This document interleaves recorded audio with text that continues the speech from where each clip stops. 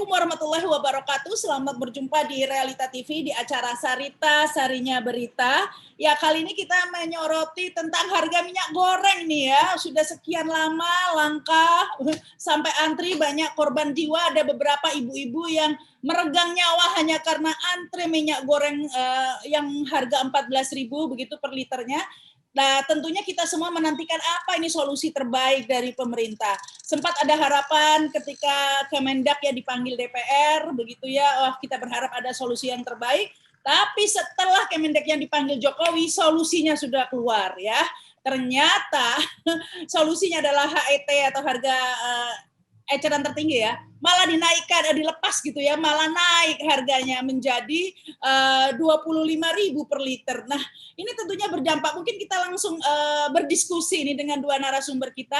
Ada Bang Syahganda Nainggolan, ini dari Assalamualaikum. Ya, Sabang Merauke Circle. Assalamualaikum. Ada juga Jumhur Hidayat. Assalamualaikum Ketua KSPI. Ya, assalamualaikum. Nah, ini mungkin komentarnya dulu. Ini silakan ini Bang Syahganda dulu deh mungkin. Ya, pertama gini, kan hari ini kan kita melihat di televisi ya bahwa Menteri Perdagangan Saudara Lutfi yang sudah menyatakan memerangi mafia-mafia minyak goreng dari Januari, ya sekarang berarti Maret 3 bulan, menyatakan tidak sanggup memerangi mafia minyak goreng dan minta maaf.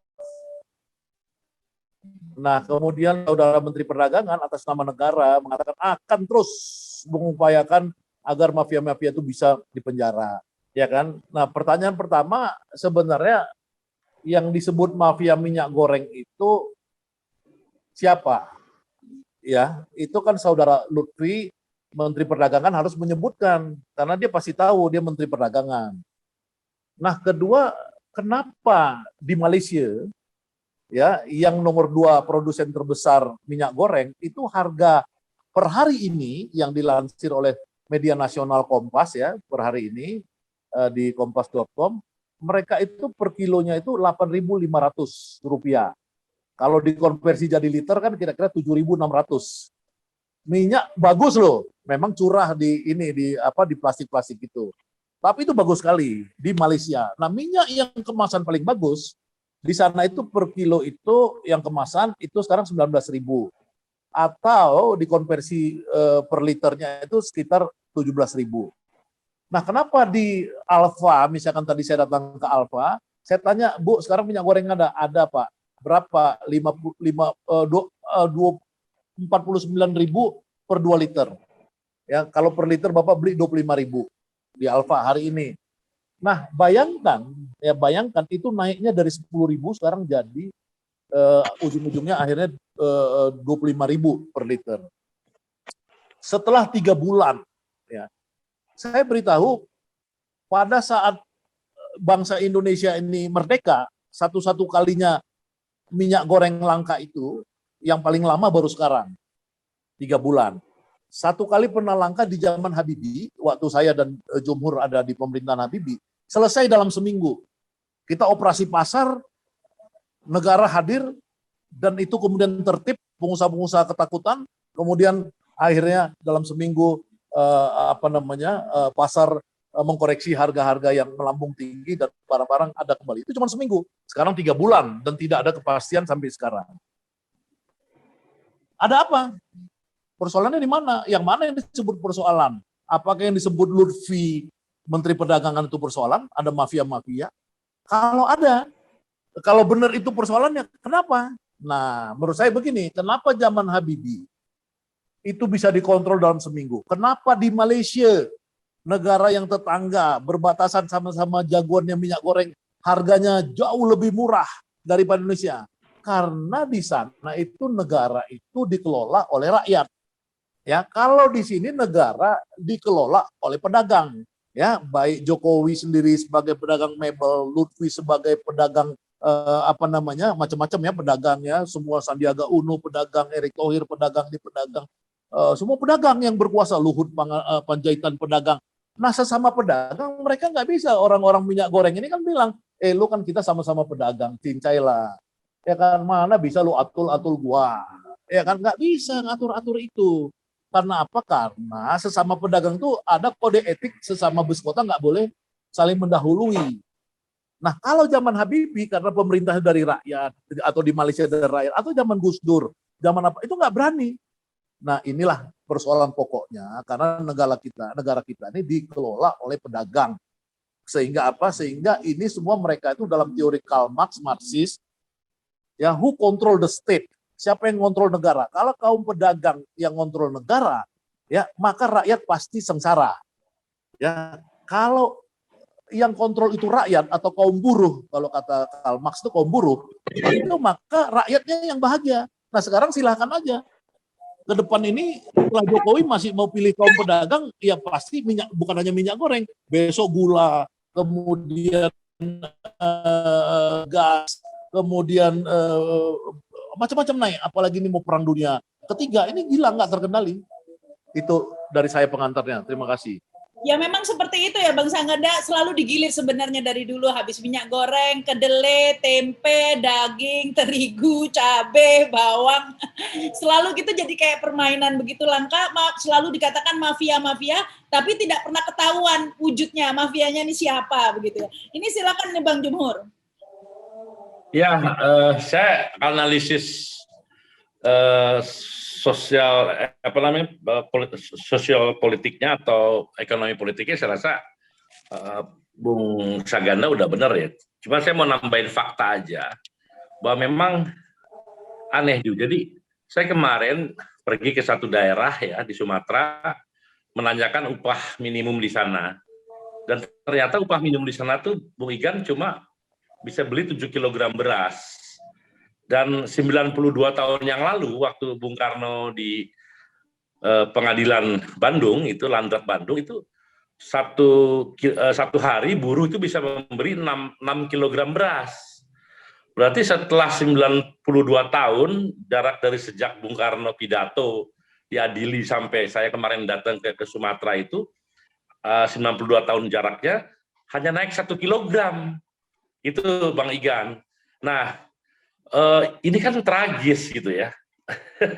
Jadi zaman 92 tahun yang lalu bisa upah buruh bisa membeli 6 kg beras, zaman sekarang hanya bisa membeli 7 kg beras. Di Jawa, di beberapa tempat lebih parah lagi di Pulau Jawa ini. Bahkan nggak sampai ke 6 kg beras gitu. UMR-nya ya. Nah, jadi mengerikan sekali buat saya. Nah, tapi satu sisi, saya kan pernah menempatkan bertugas lah mengawasi penempatan tenaga kerja ke Malaysia, sawit dan sebagainya. Di sana tuh 5 juta upahnya. Jadi 2 kali dari upah sawit yang ada di Indonesia, yang di Sumatera terutama ya. 2 kali, bahkan bisa sampai 7 juta. Jadi, dan yang menarik Bung Igan tadi bilang harganya lebih murah gitu. Harga sawit di Malaysia minyak goreng. Jadi itu hari harga ini lebih murah. Kompas hari ini yang ulas. Iya, harga lebih murah, menggaji upah buruh lebih tinggi, ya kan? Kok bisa?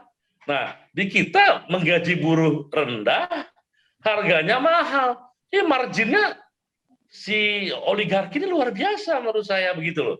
Jadi menurut saya ini masalah sederhana, kita kembali ke ajaran agama atau ajaran moral Pancasila. Ini urusan tamak aja. Tamak itu apa ya? Greedy ya. Tamak, greedy. Dan ini masalah moral.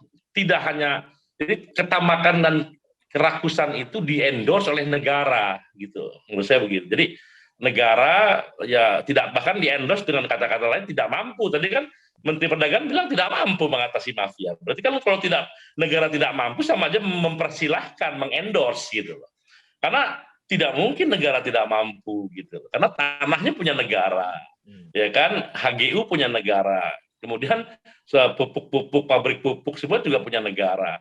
Kalau negara mau intervensi bisa sebetulnya, ya. Tapi ini kan tidak. Jadi ya sudah, kembali ke Saganda tadi. Memang barangkali karena itu tadi. Negara pedagang begitu Pak Saganda ya, bukan negara yang dipimpin oleh hikmat kebijaksanaan pada rakyat. Ya ini gitu.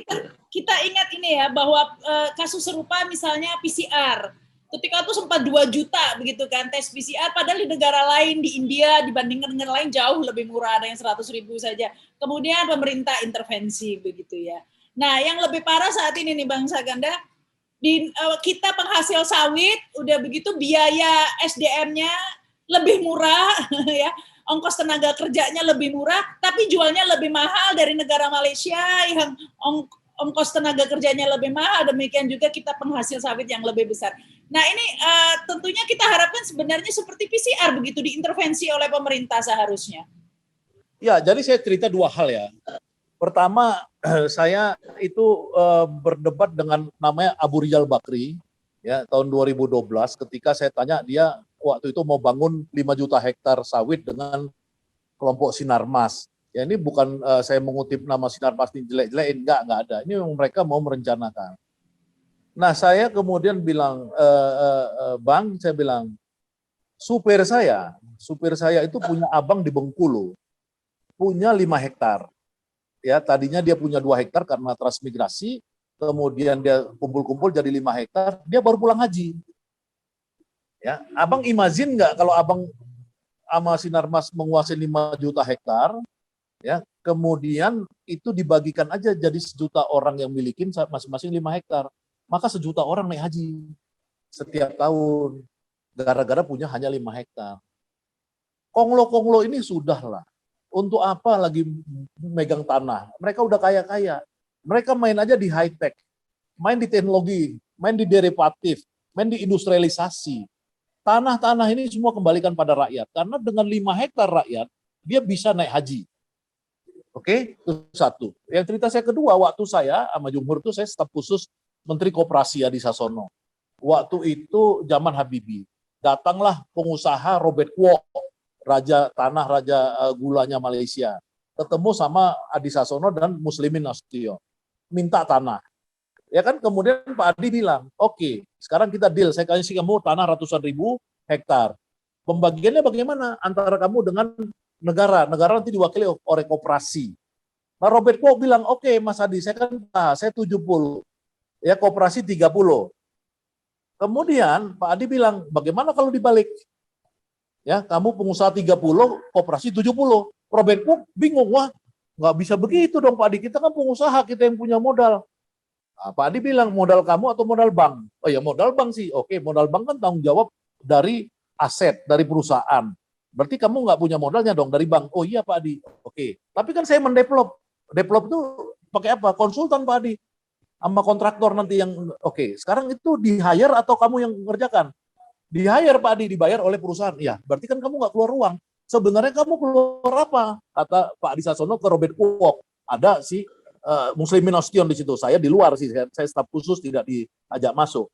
Nah, kemudian akhirnya Robert Kwok itu karena dicecer sama negara, waktu itu negaranya berwibawa ya, Pak Adi Sasono, Pak Muslimin itu di pemerintahan Pak Habibie dulu, akhirnya negosiasi negara ini yang punya tanah dan banknya itu bank bisa dari bank mandiri, bank macam-macam dan lain-lain, pengusaha tidak punya modal, dia punya cuma dapat 30%.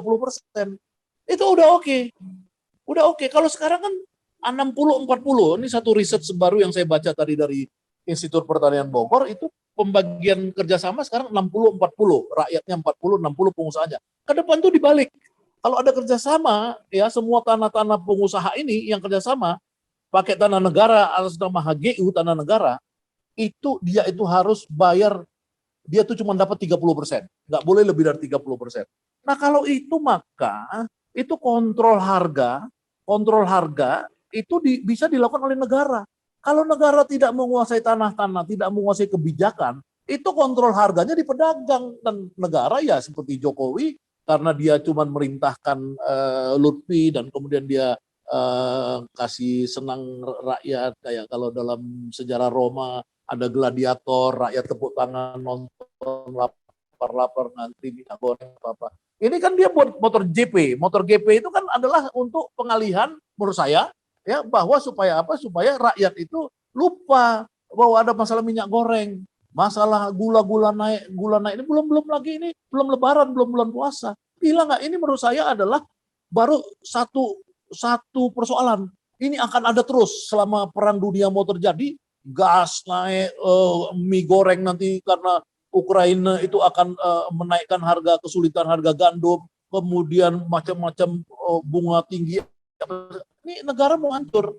Nah, harapan saya ke depan kalau bangsa Indonesia ini mau maju, cukuplah dipimpin oleh dua nama nih, sebenarnya tiga nih. Saya usulkan aja presiden ke depan tuh Habib Rizik, wakilnya Rocky Gerung.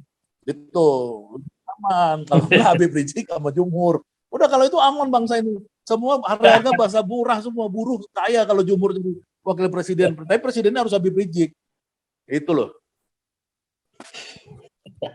Itu Rahma pendapat saya. Kalau mau oligarkinya kalah ya. Ya, tetapi ini yang menarik justru dilepas ke harga eceran tertinggi solusi dari pemerintah, bahkan jadi sesuai dengan harga keekonomian jadinya malah naik harganya, bukannya mafianya diperangi. Kalau melihat solusi Iya, karena kan ketika ada harga eceran, yang sebetulnya harga eceran itu sudah dihitung oleh pemerintah, masih ada keuntungan buat pengusaha, tapi pengusaha pengen untungnya gede gitu loh, dia nggak mau ditakar untungnya gitu. Itu kan masalahnya masalah ketamakan, kerakusan kan. Kalau dengan harga HET, ya dia mungkin hanya dapat untung 100 gitu, misalnya kata, tapi dengan dicabut dia bisa untung 1000 gitu loh. Nah, ternyata kita nggak bisa bertahan untuk membiarkan mereka untung 100 saja, dia pengennya 1000 dan ternyata akhirnya dicabut HET itu.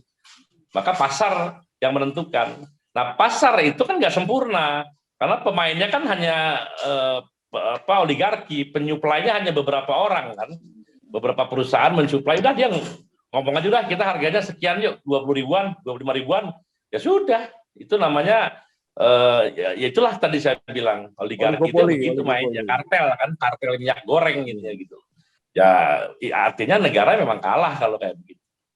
Sekarang jadi bukan karena HET dicabut barang, enggak, HET dicabut harga tinggi, kemudian barang banyak karena dengan harga tinggi tadi. Kalau harga rendah barang nggak dikeluarin, kan sederhana aja gitu, karena untungnya dikit ya, apa gitu.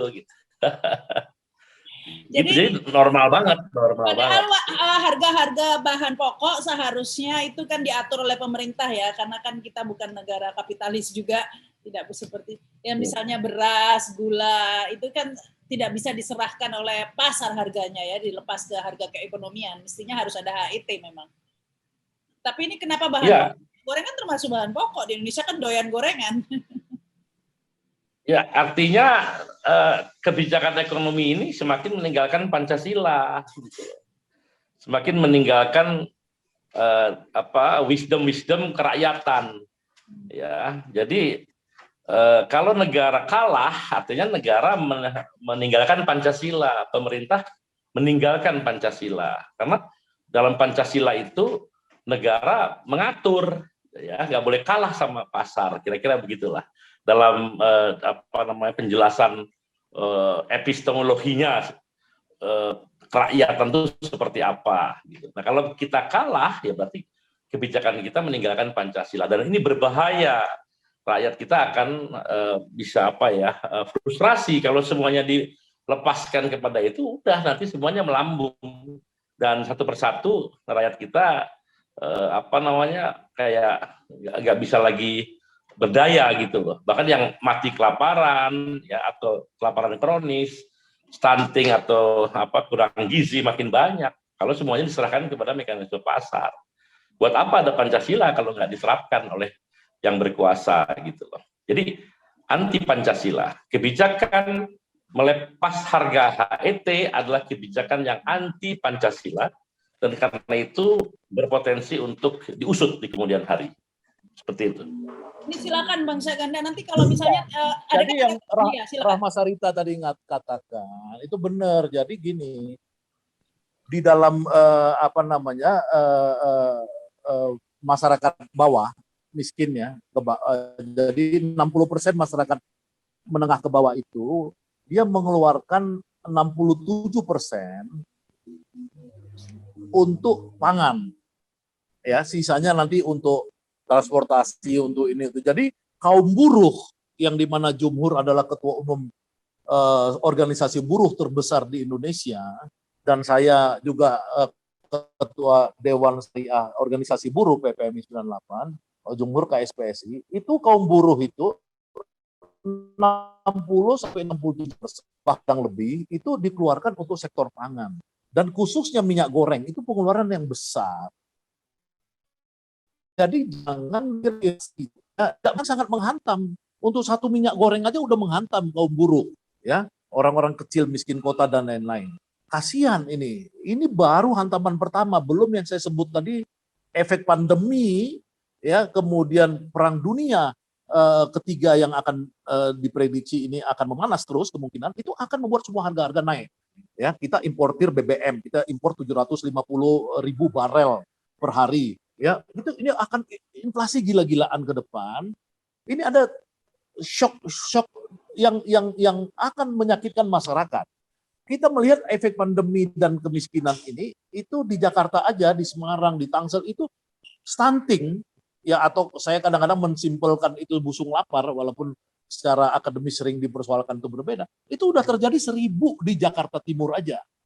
Ya, itu nggak pernah kejadian seumur ada bangsa Indonesia merdeka, itu ada di busung lapar tuh di Jakarta, biasanya di luar Jakarta, di ibu kota. Di ibu kota yang kemarin motor JP itu puter-puter, ya, motor JP-nya Jokowi, itu di situ ada stunting.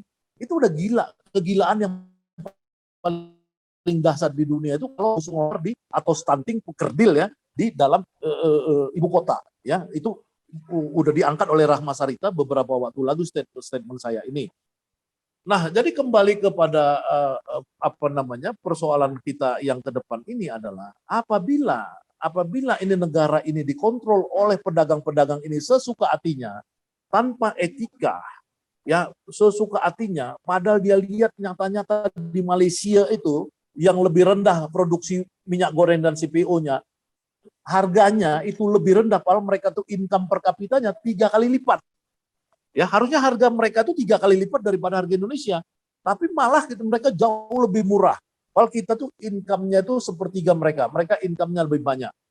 Nah, inilah situasi yang paling mengenaskan di Indonesia saat ini, ya, ketika semua orang, ya, menuduh bahwa ini kerjaan mafia, ya, semua orang tuh termasuk menterinya. Menteri ini, kalau yang ngomong ini adalah saya bisa dikena pasal ITE. Nih, ITE Saganda ditangkap lagi, ITE nih.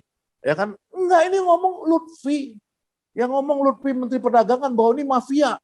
Jadi itu ngeri lah, situasi saat ini ngeri. Jadi saya pikir itu, saya nggak tahu lah, ini mesti agak ada gerakan emak-emak yang ngantri minyak goreng. Sekarang saya lihat posting-postingannya, udah kita tinggalkan minyak goreng bekot.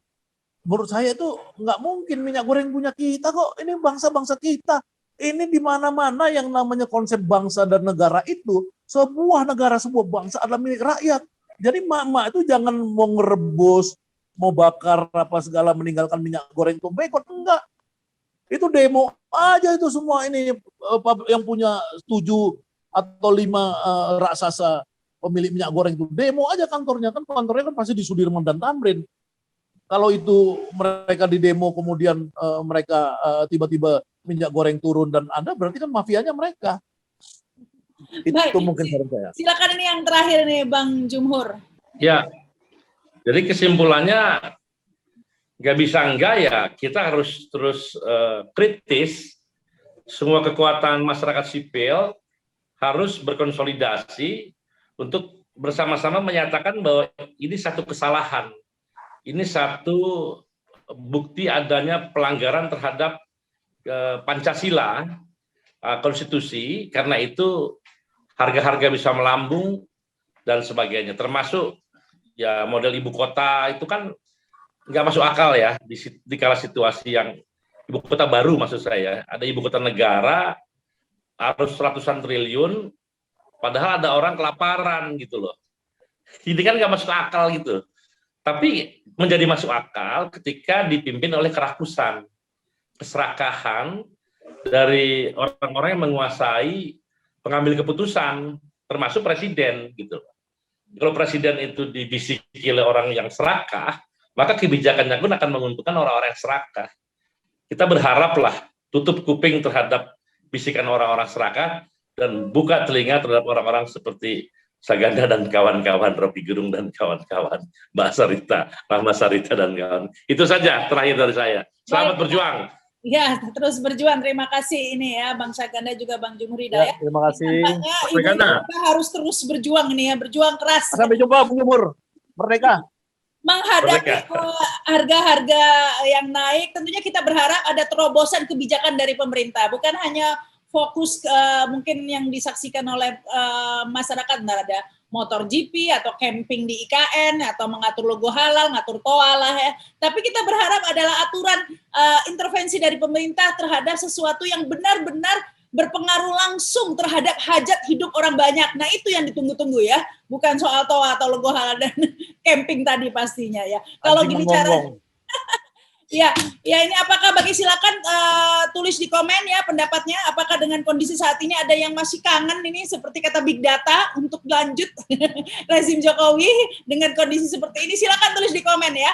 Sekali lagi terima kasih yang sudah menyaksikan tayangan ini. Terima kasih. Assalamualaikum warahmatullahi wabarakatuh. Subscribe juga di YouTube channel saya satu lagi ya, Jabat Jiwa TV. Saya Rahma Sarita, sampai jumpa. Wassalamualaikum warahmatullahi wabarakatuh. Thank you Bang Ganda. Waalaikumsalam.